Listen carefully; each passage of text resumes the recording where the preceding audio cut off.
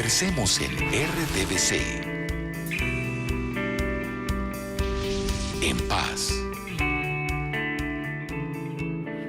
Yo vengo de una región marginada. Yo vengo más allá de Necoclí, un punto que se llama Santa Rosa Los Palmares. Eso pertenece a Necoclí.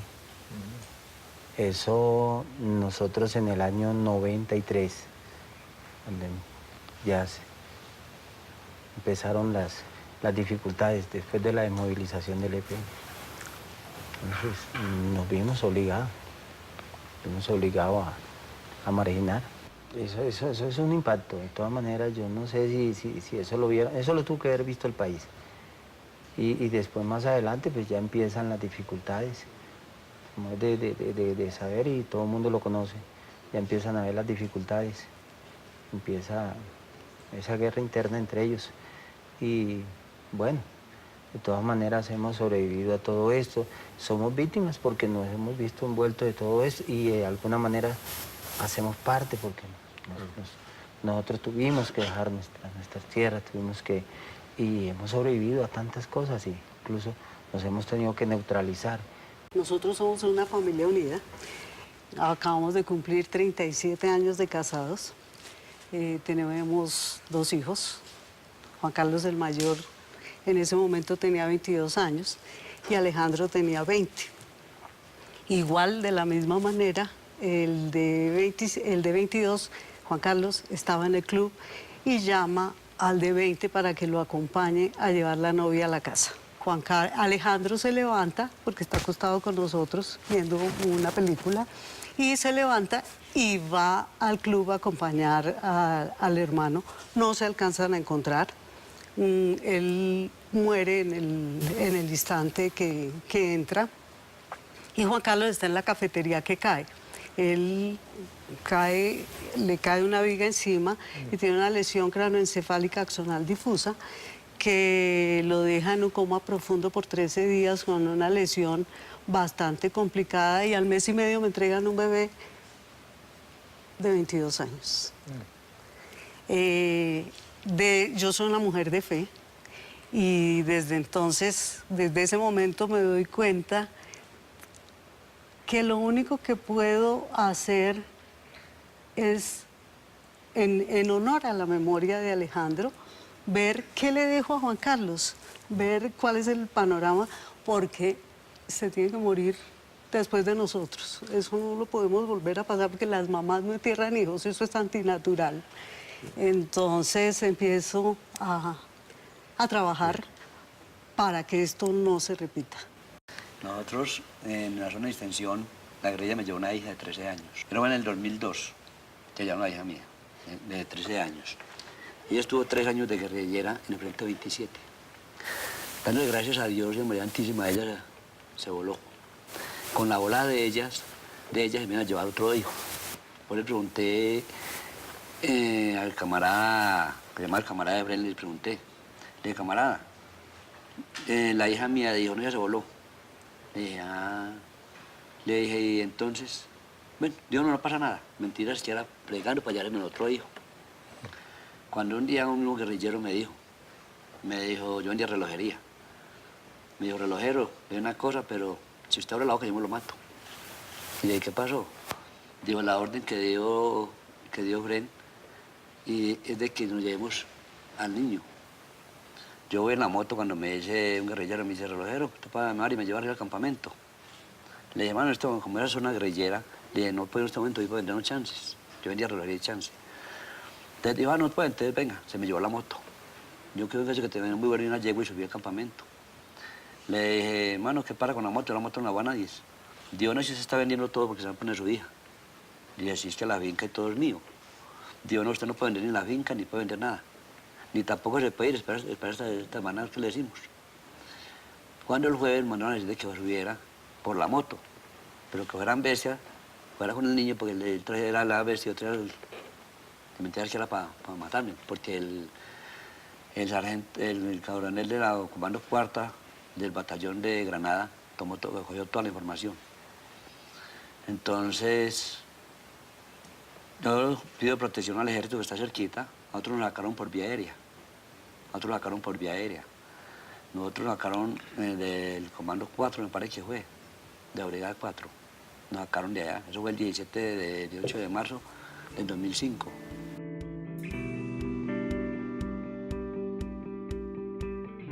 El atentado es el 7 de febrero. El 8 de marzo es el Día de la Mujer. Y me llaman de la FM a que dé testimonio.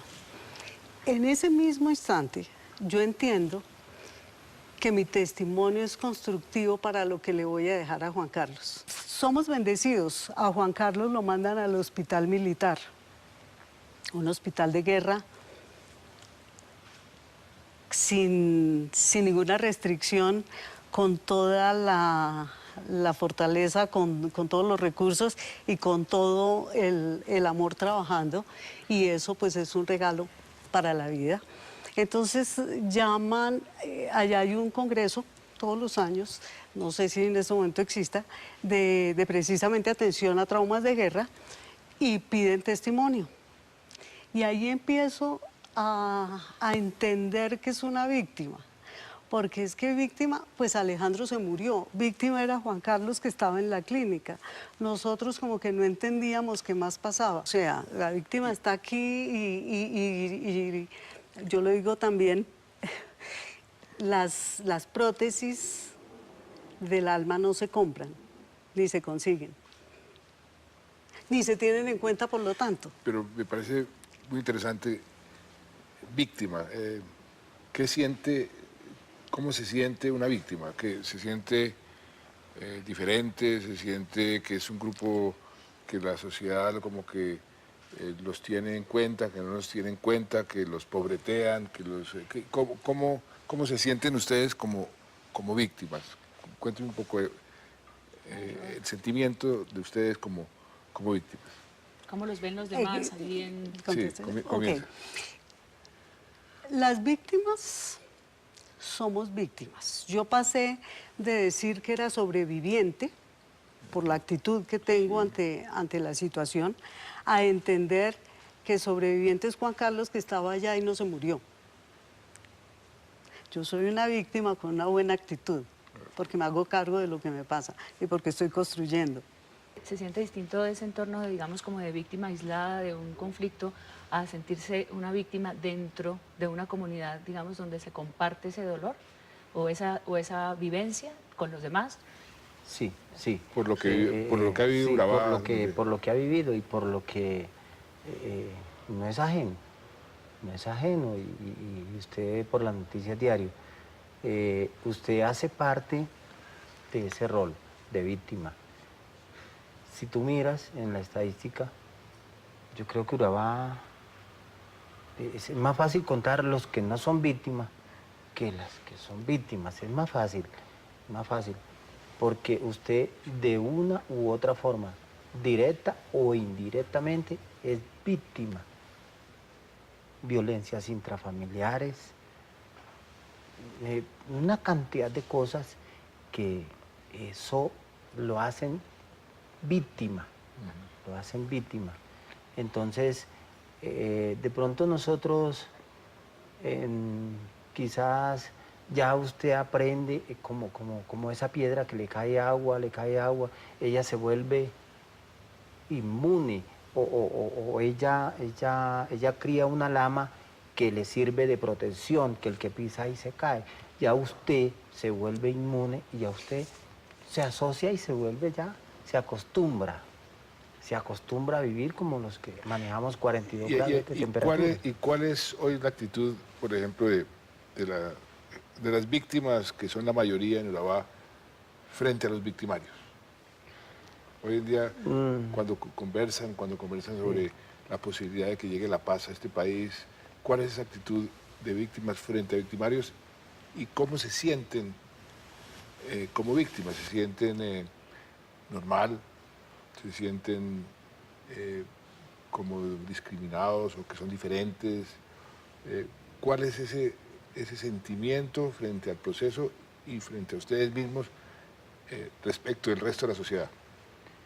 Lo que pasa es que nosotros hacemos parte de ese cúmulo de víctimas y ya nos acostumbramos, te lo vuelvo a decir, nos acostumbramos a vivir ahí, donde la misma gente ya se acostumbró con nosotros, o sea, usted se asocia y se relaciona con todos y usted oye hablar de un proceso de paz, usted oye que se está negociando la paz, pero yo no sé si en la mentalidad de cada uno, porque cada quien tiene una manera de pensar distinto, puede ser que diga usted, bueno, pero es que se está negociando en determinado sitio y se está negociando con X, o con B, o con C, ¿no? O sea, yo no sé si eso de pronto algún día hará parte para que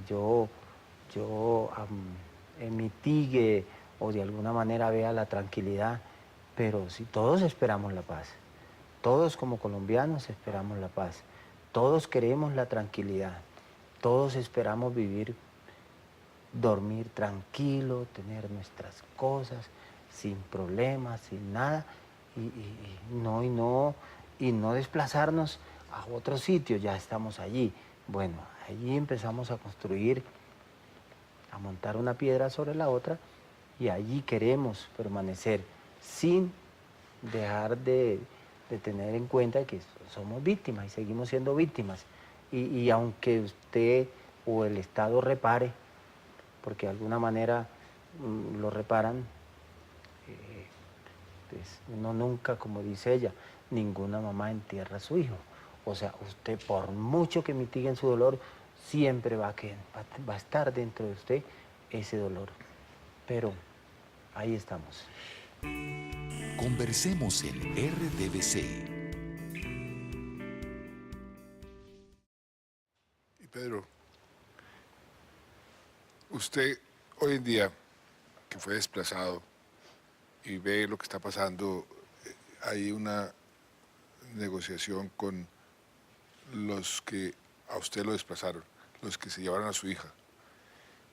¿Cuál es el sentimiento en este momento? Pues, doctor, el sentimiento para mí es una comparación. Para mí sería lo mejor que era la paz, como usted lo ha dicho, don Alberto. ¿Cómo se siente usted, señor presidente, que me pregunta? ¿Cómo siente usted ahora sobre el precio de paz, que dicen que hay paz y que hay paz y que hay tanta guerra por otras partes?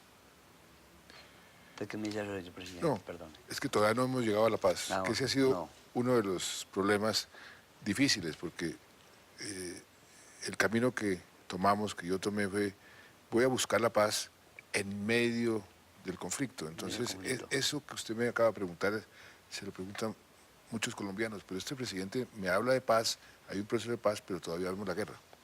No, Entonces, no la ama. entonces hay una especie de contradicción. Pero lo que queremos es llegar a firmar ese fin del conflicto, que es además el comienzo de la paz, porque no es que firmamos el conflicto y llegó la paz, no, la paz tenemos que construirla en los corazones de Sí. cada uno, en las Construir nosotros familias, mismos. en la reconciliación. Entonces, por eso le preguntaba, las FARC se llevaron a su hija, Sí, las FARC estuvieron a punto de matarlo a usted, se iban a llevar a su hijo. sí. Eso fue en el año 2005, 2002-2005. Hoy, 10 años después, si usted se encuentra con ellos y hay paz, ¿cuál es su sentimiento frente a esos victimarios? ¿Usted los perdona? ¿Usted quiere que los castiguemos duro o como víctima? Porque para mí es muy importante que las víctimas queden satisfechas en sus derechos. Yo tomé la decisión de poner, la primera vez que se hace, que las víctimas fueran el centro de la solución de este conflicto y que las víctimas quedaran en cierta forma reparadas, que las tuvimos en cuenta en el proceso, que las tuvimos en cuenta hacia el futuro y que se sintieran, porque son las que más derecho tienen a que este proceso sea un proceso que las deje satisfechas. ¿Usted cómo quedaría satisfecho con un proceso como Entonces, este? de que haya una comparación de proceso de paz, primera medida, ¿cierto? Perdonarlos, porque todo el mundo cometemos errores. Ve al el señor guerrillero que me dijo a mí que me montó, gracias a Dios, que me volara. que me contó lo del niño, hace probablemente después de 2 años.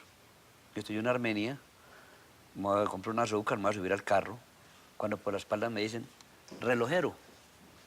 El apodo mío en Armenia de los Avis, ¿y quién era? El mismo guerrillero que me dijo a mí No que me me diga. viniera ¿Y manejando eso un cuándo bus. fue?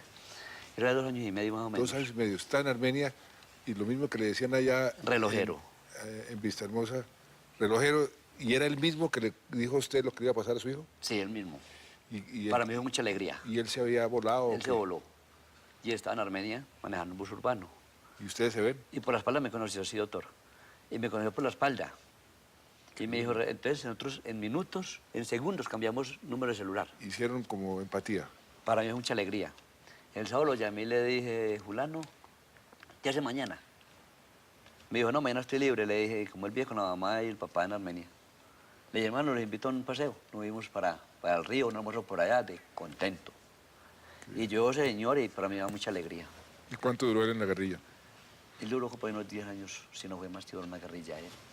Usted me contaba ayer que además era que se encontró con su hija. Sí, o sea, ahora que cuando los se dos encontró- guerrilleros se encontraron. Cuando encontró con la hija mía fue mucha alegría. Porque ahí todo, llamé a la hija mía estaba en Cali, le dije, mami, ¿a que no hay quien me encontré aquí en Armenia? Digo, papá, ¿a quién? Le dije, a Julano. Ahí entonces vino y se encontraron ellos y pasamos un muy buen día, muy hermoso. Y qué tan bueno, él dice que lo bueno es la paz, que él estuvo muchos años en el ¿Y a usted le conflicto. ¿Usted ya está instalado en Armenia o le gustaría de pronto volver a Vista Hermosa? No, doctor, no puedo volver, no, porque por allá al mono lo mataron al pie de la finca mía, ¿sí? Y eso por allá hay demasiada guerrilla, porque le cuento que por allá sí hay guerrilla. Sí, no, pero, Los pero campamentos. lo que se trata, este proceso es precisamente que toda la guerrilla deje las armas Pero no puedo volver. y que puedan los que fueron desplazados, los que quieran, que puedan volver. Regresar. Ese es parte del objetivo de todo este ejercicio, de todo este proceso, es ese. Sí, Que doctor. podamos ir a Vista Hermosa, a La Uribe, a Cartagena del Chairá, a todos esos sitios Mi donde... papá vive en la Julia. Mi papá tiene finca en la Julia, que es por la Uribe. Sí, sí, estaba en la Julia. Tengo dos hermanos míos que también tienen finca por allá también. Y gracias a Dios, pues, hemos salido así. Pero el interés mío es una operación, que este conflicto se acabara, que acabe la guerra que hay, ¿sí? Porque donde es mejor una comparación, como digo yo, una comparación. Uno, donde hay conflicto, uno se come una gallina, ¿no es cierto? Un concho de gallina, no lo alimenta a uno. En cambio, ahora vivo en Armenia, vivo del juguito de mandarina, y me como un caldo de huevo, soy feliz y dichoso. Porque una gallina me la como por allá, en la montaña,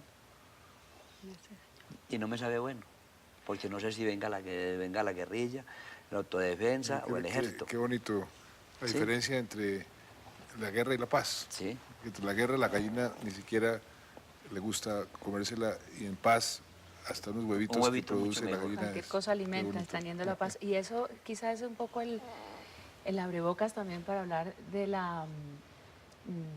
de la vivencia que no todos los colombianos han tenido como ustedes de la guerra y que de alguna manera plantea la reconciliación, no solamente con los victimarios, sino también con quienes de pronto han sido indiferentes y no han tenido como esa sensibilidad para entenderlos. Aquí en Bogotá, mucha gente que nunca ha tenido contacto con la guerra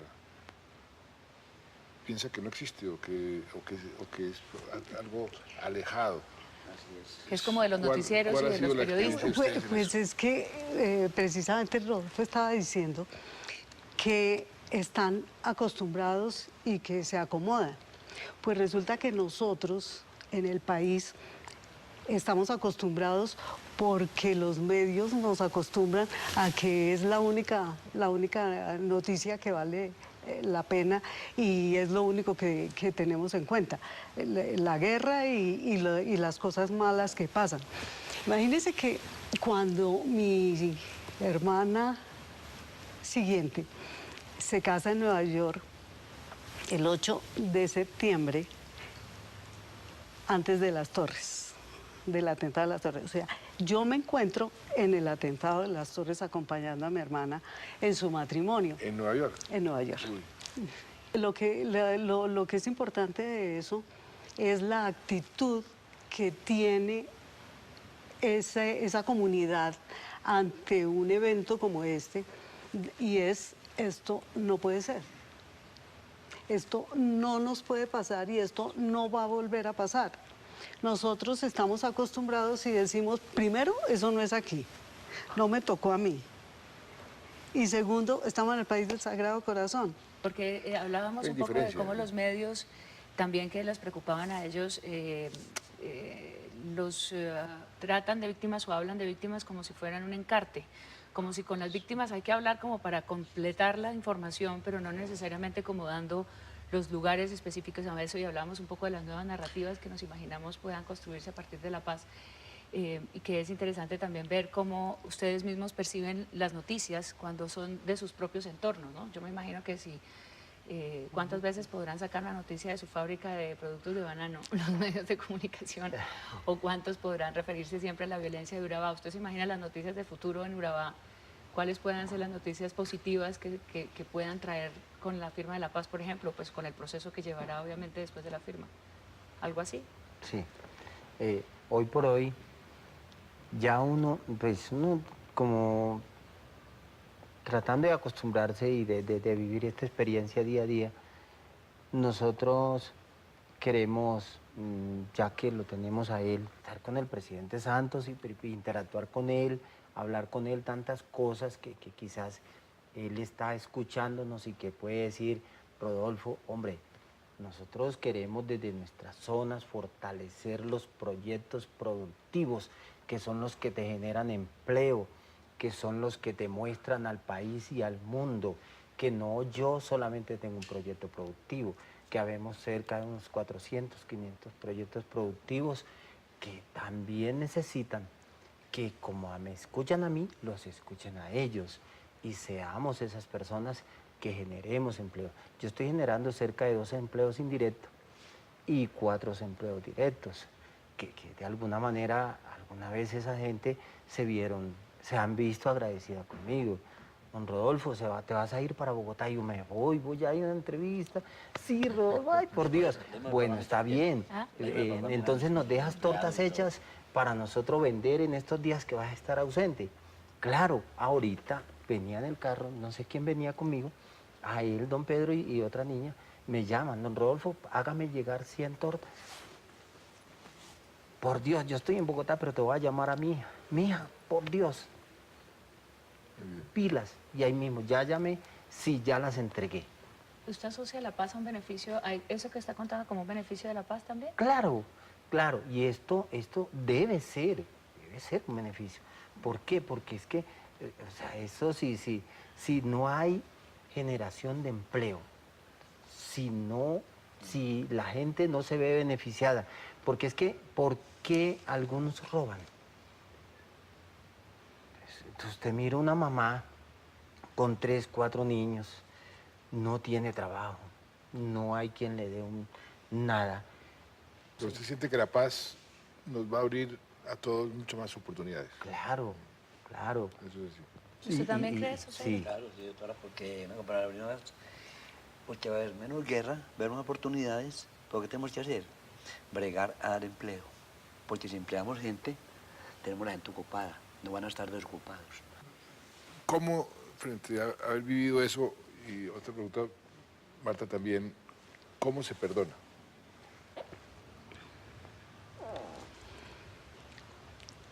A mí me parece que ese es un tema que no hemos tocado suficiente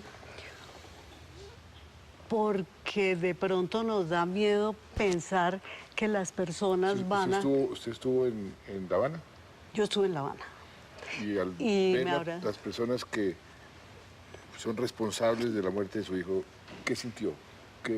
¿Cuál fue su reacción en ese momento?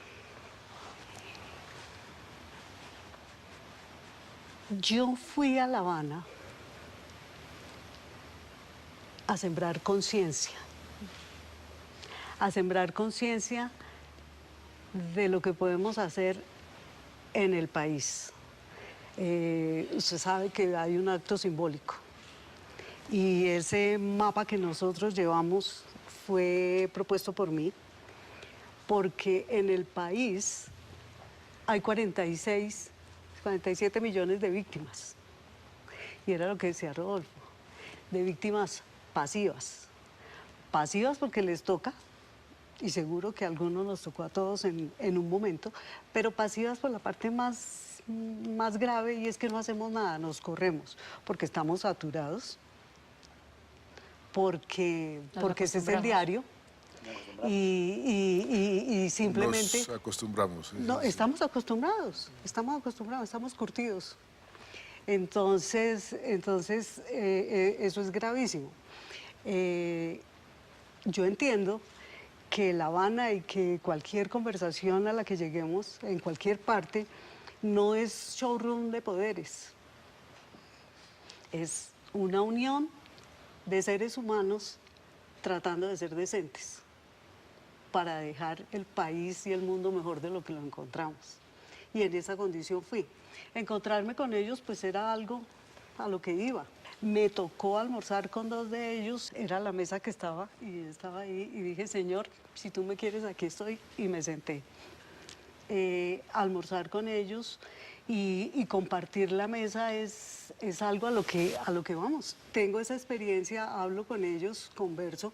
Por supuesto yo no iba a preguntar nada porque no me iban a contestar, no era de eso, pero me remitía a lo que decía. Entonces todas las víctimas, las víctimas que no son directas, son las que tienen el poder para construir, porque se puede desde el corazón entregarse y participar, porque es desde ahí, o sea, ya lo que pasó, pasó.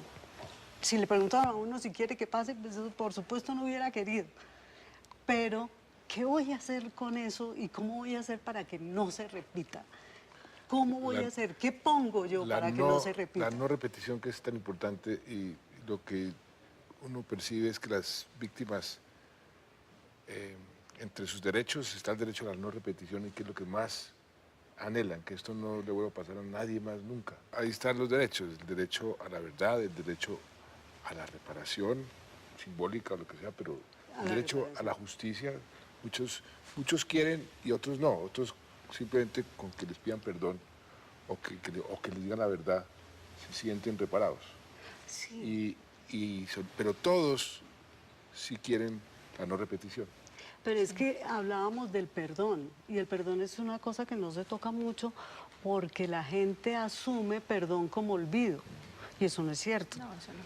El olvido no existe, pero el perdón es para liberarme a mí, para no entregarle más Energía de mi de su vida al victimario. Ayer Rodolfo ¿Sí? nos contaba que vivió una experiencia muy fuerte con el hijo de su esposa. Eso sucedió. Lo que pasa es algo que un joven, él dice, yo quiero ser militar. Quiero ser militar.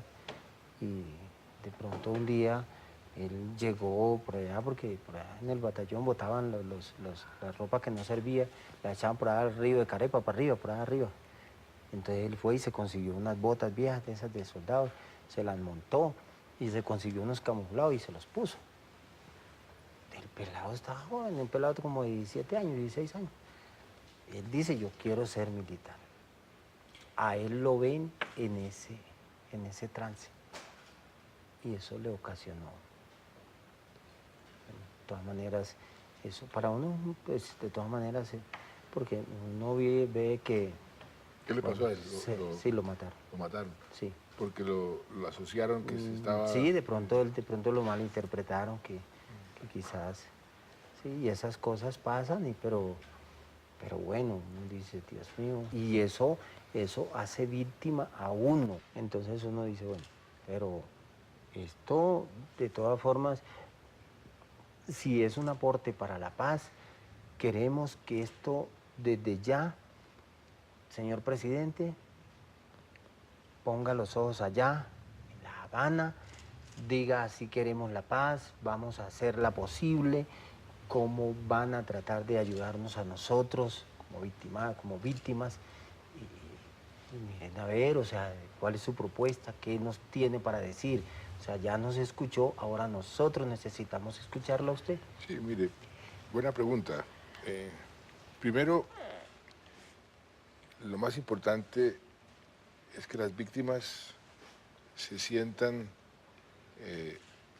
dignificadas, pues, que no exista esa sensación de que las víctimas son como un estorbo, que muchas veces hay entre la sociedad y entre las propias víctimas esa percepción de, es que yo como que no quiero tanto que me identifiquen como víctima porque represento más un estorbo. Yo creo que eso es una equivocación. Las víctimas fueron personas que sufrieron las consecuencias de una guerra, de un conflicto armado y que hay que dignificarlas. Por eso precisamente fue que pusimos a las víctimas en el centro de la solución de este conflicto, sus derechos, que no ha sido fácil, entre otras cosas porque, por ejemplo, la guerrilla decía, no, es que nosotros también somos víctimas, nosotros no somos victimarios. ¿Cómo van a decir eso? No pueden decir eso. Entonces, por eso. Entonces, ustedes tienen que reconocer, aceptar sus responsabilidades. De ahí comienza ese proceso de reconciliación. Si uno no acepta las responsabilidades, todos los actores del conflicto tenemos que aceptar las responsabilidades. Entonces, pusimos a las víctimas como el centro de la solución, sus derechos, los derechos que he mencionado, el derecho a la verdad.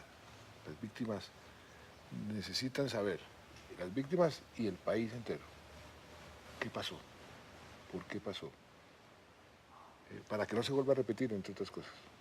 Y muchas veces, con solamente saber la verdad, esa verdad libera, esa verdad lo limpia a uno. La reparación, como lo decía Marta, la reparación, también las víctimas simplemente quieren que las tengan en cuenta. Una reparación necesariamente tiene que ser simbólica, pero por eso estamos reparando a las víctimas. Por eso yo hice aprobar una ley. En el Congreso aquí vino el secretario general de Naciones Unidas a la firma de esa ley, porque era una cosa histórica. Comenzar a reparar a las víctimas en medio del conflicto, eso no lo ha hecho ningún otro país. Y ya hoy llevamos más de 500.000 de víctimas reparadas. El derecho a la justicia, que es exactamente lo que en este momento estamos decidiendo. ¿Cuánto de justicia se requiere para que las víctimas se sientan satisfechas en su derecho? Puede ser un castigo simbólico, puede ser un castigo real, y eso ya entra dentro del terreno de las obligaciones que tiene el país como Estado, las obligaciones que tiene el país con sus propias víctimas, el país que tiene la responsabilidad que tiene frente a la comunidad internacional, los tratados de Roma. Todo eso tiene que ver con dónde traza uno la raya entre justicia y paz. El derecho a la no repetición. Todos los otros derechos están muy vinculados a que esto no se vuelva a repetir. Si tenemos verdad es para que no se repita. Si tenemos justicia es para que no se repita. Si reparamos es precisamente para que no se repita. Y así ir cicatrizando las heridas. Pero esa es una forma de ir construyendo la paz. La paz se construye en nuestros hogares, en nuestros corazones, en nuestros colegios y en la sociedad en general. Y eso es lo que nosotros hemos querido hacer con las víctimas, para que las víctimas se sientan importantes, dignificadas y que juegan un papel fundamental en este proceso de paz. Conversemos en RTVC. Yo llevo 8 años vendiendo jugo de mandarina en el Parque del Café. Me ha ido súper bien, gracias a Dios. ¿Y dónde se producen las mandarinas? Yo traigo de las fincas de la finca Buenos Aires, lleno para Caicedonia. O cuando no, la compro en el mercado en Armenia. Pero más que todo las estoy trayendo ahora directamente de las fincas. Sí. ¿Ese es su futuro, Pedro? Sí, el futuro mío es el zumo de mandarina, porque yo comencé con 5.000 pesos. Y en este momento, pues gracias a Dios y a María Santísima, tenemos 8 puestos. Tenemos una casa muy buena. En Armenia. En Armenia. el Estado me dio a mí 1.140.000 pesos. Con eso compré un puesto, pero ya tenía otro puesto. Y en este momento, gracias a Dios, tenemos 8 puestos y tenemos... Perdón, aquí tengo la foto. En la prensa. Para... ¿Ya mojó prensa usted? ¿Cómo? ¿Ya mojó prensa? Sí, ya mojé prensa. Vea, señor presidente. El auténtico zumo de mandarina. Ah, bueno. ¿Y sus hijos dónde están? Los dos, el uno de todos trabajan en estructuras. En Armenia todos trabajan en estructuras. Y gracias a Dios me salieron muy buenos hijos. Todos dos muy buenos hijos. Y la hija pues vive en Montenegro, la que fue guerrillera, la que la guerrilla me llevó y ahora tiene 2 bebés muy hermosos. Ah, ¿usted es abuelo de cuántos? En este momento, en total, tengo 14 nietos. 14. 14, porque como yo antes, con otra señora tuve cuatro niñas ¿Y esa otra señora dónde está? en Armenia. Usted se me trajo toda la familia. Sí, yo la familia todos estamos en Armenia, sí, gracias a Dios. Bueno, voy a decirle a los emprendedores de ProColombia que hablan con usted a ver un paso siguiente. Y, Bueno, y doctor. en su fábrica también de derivados del banano. Derivados del banano, sí. Nosotros, o sea, cuando yo digo nosotros, yo no puedo dejar por fuera a mi señora, mi esposa. ¿No? Usted es la emprendedora de la Sí, familia. sí, ella es... No la voy a dejar Sí, porque sí, se entiende. ella es el pilar fundamental de esto, porque ella fue la Comenzó ella que me sacó incluso de la mano, vamos. Eso de pronto son cosas que nacen empíricamente, pero más adelante el SENA nos capacitó, por ahí están... ¿El SENA cómo los capacitó? ¿Cómo El SENA nos brindó lo que es los cursos de transformación de frutas. Allá. ¿En qué parte Del SENA apartado. Eso. es un Claro, sí, eso. Ahí iniciamos y Estuve ahí hace un par de semanas. yo lo vi. Bueno, y después ya empieza, o sea, la gobernación de Antioquia. Ellos toman cartas en el asunto. Y en estos momentos hay un programa que se llama Créame, de la gobernación de Antioquia, un fortalecimiento, una ayuda que son en cómo debe manejar usted los incentivos, entradas y gastos y todo esto. Eso lo hace la gobernación de Antioquia. Entonces nos hacen entrar, digo yo, o sea, de pronto nos lleva a Emprendecultura. Ellos nos dicen a nosotros qué es lo que más requiere. Yo tengo una bicicleta, usted me va a ver en una bicicleta por ahí andando repartiendo, le puse una parrilla adelante, ya no es ni atrás sino adelante, ahí monto las canastas y salgo con ella. ¿Sí? Tenemos clientes, es ahí mismo, en Apartadó, Turbo, Chigorodó, Carepa, porque ahí se mueven las vendedoras. Marta, una pregunta. Usted que ha tenido en todos estos años tanto contacto con las víctimas, porque ha sido muy proactiva en ese papel que usted ha jugado.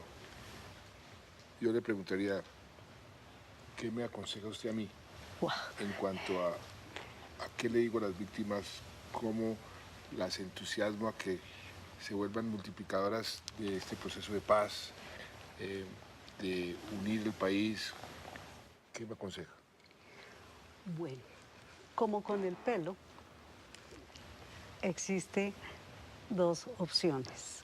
Primero tengo que aceptar que soy víctima y segundo tengo que aceptar el poder que tengo para manejar mi vida.